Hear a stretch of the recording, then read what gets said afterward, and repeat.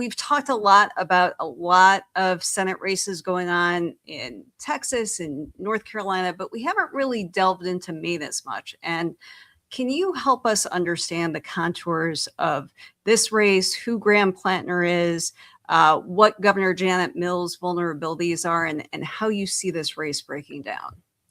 I think Mill's vulnerabilities are basically just best summed up in her age. She is 78 years old. I would say it is visibly clear that she is not who she was when she was 70, and that is to be expected. If you watch 2018 ads versus today's campaign, there is a difference. It's not like Biden debate level versus Biden 2012, but it is a difference. Mm-hmm. The other thing is Mills's age really ties her to a perception of the Democratic Party, which is that they're old, they're out of touch, they're unable to connect with people. Now, as a result, a lot of folks have gravitated towards Platner. I would say I don't think Mills is strong. I think Mills is weak. She clearly could be weaker than Platner. But the question for us is not who's weaker between the two so much as is either of these candidates, strong enough to flip the seat against Susan Collins. And you don't have to be strong, right? Like you don't have to be strong to flip a seat that voted for Kamala Harris by 7 points, right? Susan Collins is more unpopular than she was in 2020. She's facing a bluer environment than she was in 2020. It's totally reasonable to think that she may just lose this time. But for everything that Janet Mills is or is not, Graham Platner, people are making decisions about his electability based on, I would say, early polling and their perception of what working class voters want. And I've seen a lot of polls. I've done a lot of work in electoral politics in general.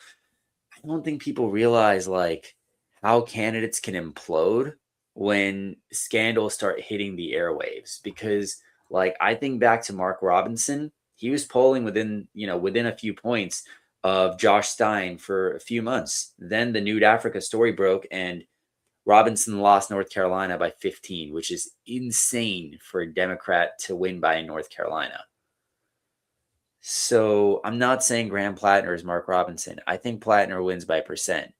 But the weaknesses of Janet Mills are her age and her ties to the Democratic establishment, both of which I think can be overcome in a Harris +7 state.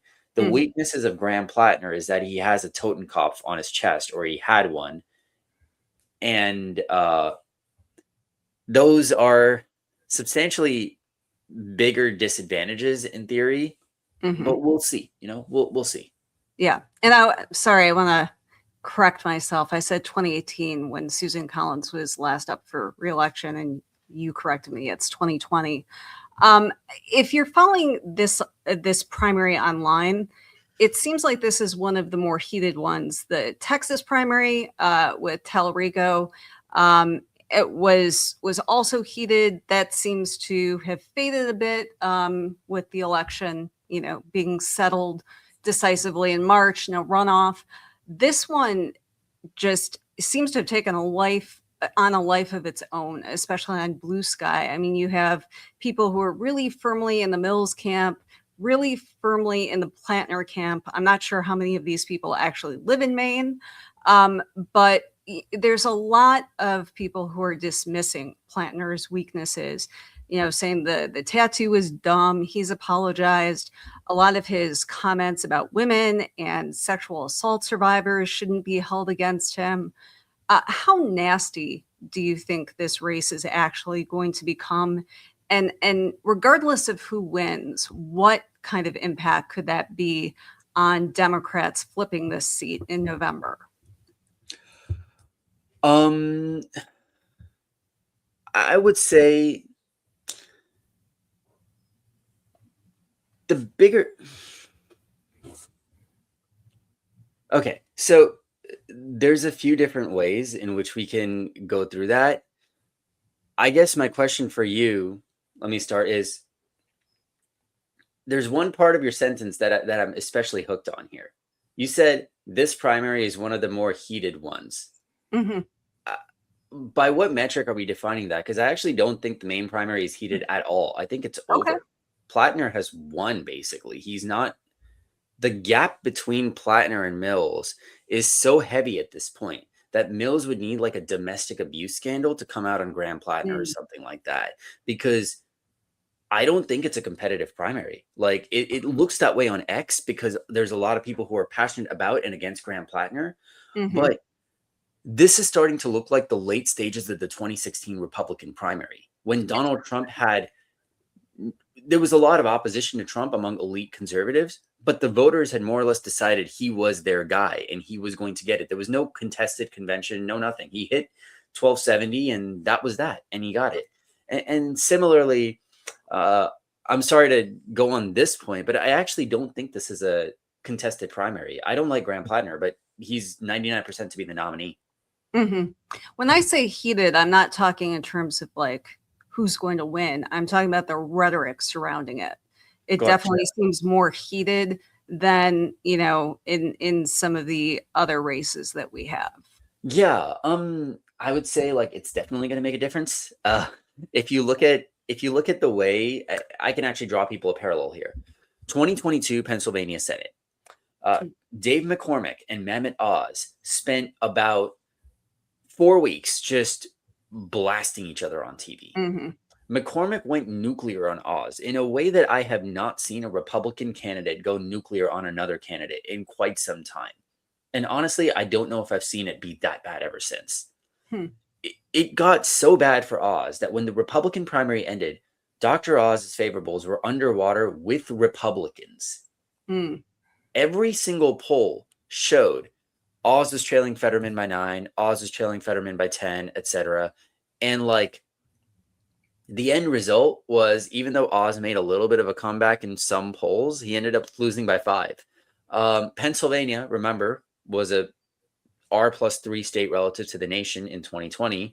Um, and Maine is a D+9 state relative to the nation. So, like, all of that would still indicate Plattner could easily win. But does it make a difference? Yeah, of course it makes a difference because people are seeing these ads, right? Like, some people are seeing these ads. Some people are like, oh boy, like, that seems ugly. You savage the nominee. Now, I don't blame Mills for this, actually, though, because these are vulnerabilities that are going to get hit anyways. Mm. Right. The question, though, is, and like every candidate's going to try to win, but the question is it hurting Democrats' chances to go and savage Graham Platner on the airwaves right now? Of course it is. And I don't think that's true of Texas, but it is of Maine because Texas, the ads are very, very vanilla compared to this. Mm. Right. So then what does it take for Plattner to lose? What it takes for Plattner to lose is an asymmetric and serious candidate effect on the magnitude of like 14 to 15 points. I don't necessarily know if Collins can do that, right? Like John Tester, for however good John Tester was, his candidate effect against Matt Rosendale in 2018 was only 10 points. Hmm. I don't think, and it was the same against Tim Sheehy too in 24, right? I don't think people realize how hard it is to get that type of crossover now.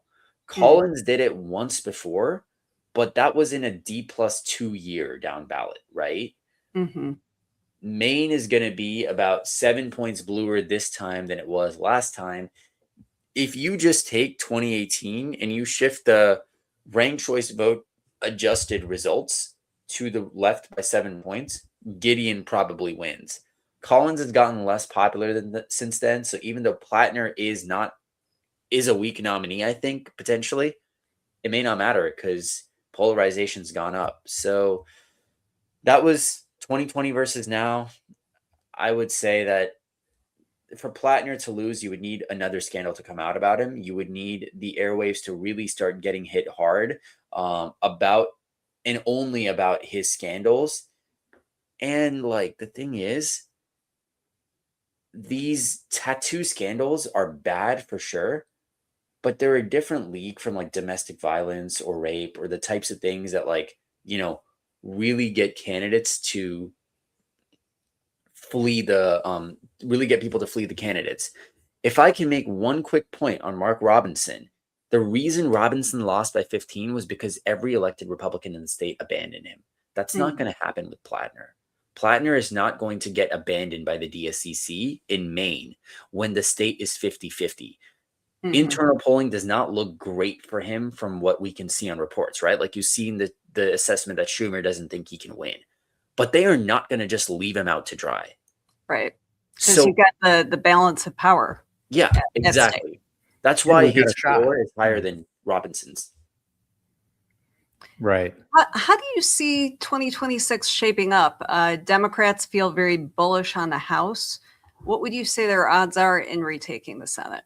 They should be bullish. Their odds of retaking the House are like 90% or higher, but the Senate, their odds of winning it are like 40, 45%, I'd say.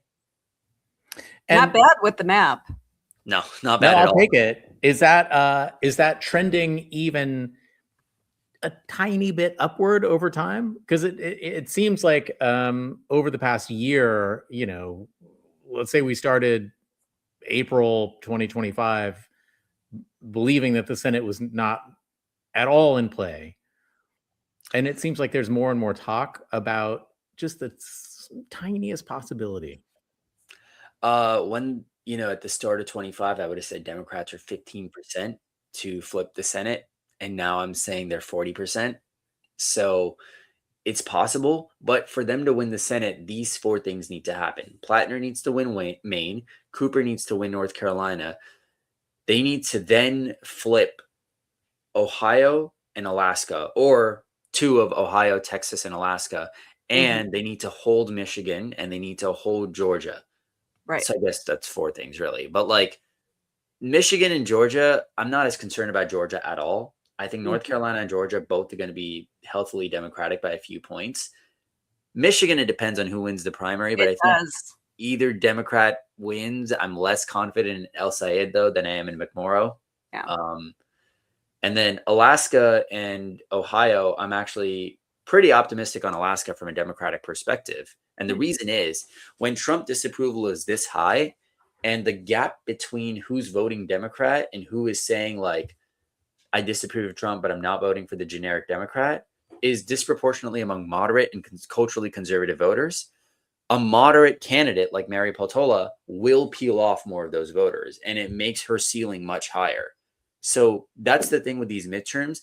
The Republican floor is way lower than people think because of how high Trump's disapproval is. And in some races, that's going to manifest as some crazy effect.